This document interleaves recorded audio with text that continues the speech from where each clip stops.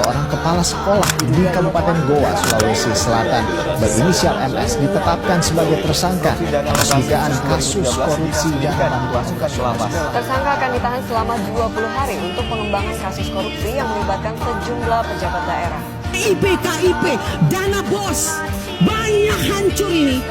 Nggak usah tambah darah kalau memang korupsi uang negara habis, bukan untuk rakyat.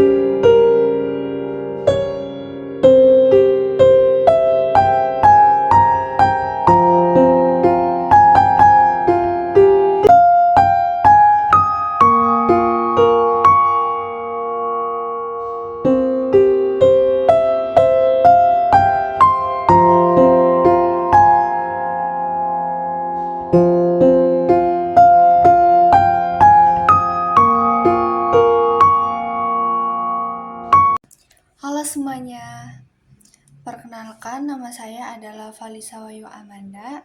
Saya dari kelas 441A26. Oke, kali ini aku mau ngebahas tentang artikel yang aku tulis dari beberapa sumber yang aku baca di internet maupun yang aku dengar dari berita-berita di TV.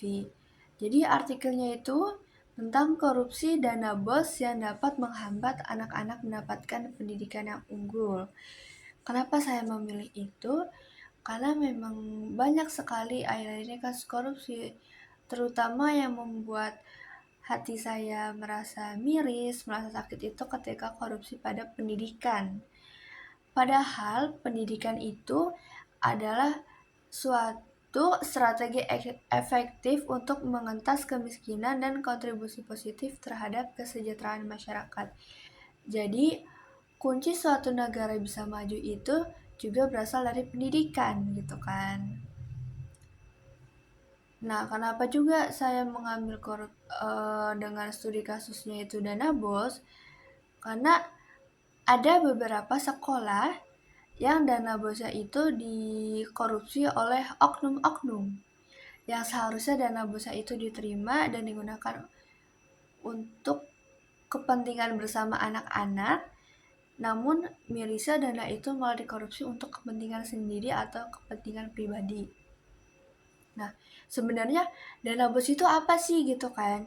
Jadi dana bos itu adalah bantuan rutin yang diberikan oleh pemerintah kepada sekolah untuk membiayai operasional dasar seperti tenaga pendidik, alat tulis, terus juga buku, serta pemeliharaan gedung sekolah.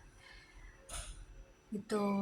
Jadi banyak banget yang nanya nih pasti kan, kayak kenapa sih gitu kan, kok bisa dana bos itu dikorupsi gitu.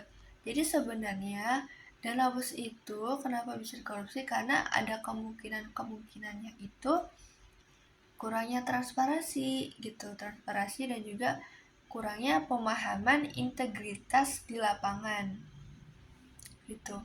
Lalu dampaknya itu apa sih gitu kan?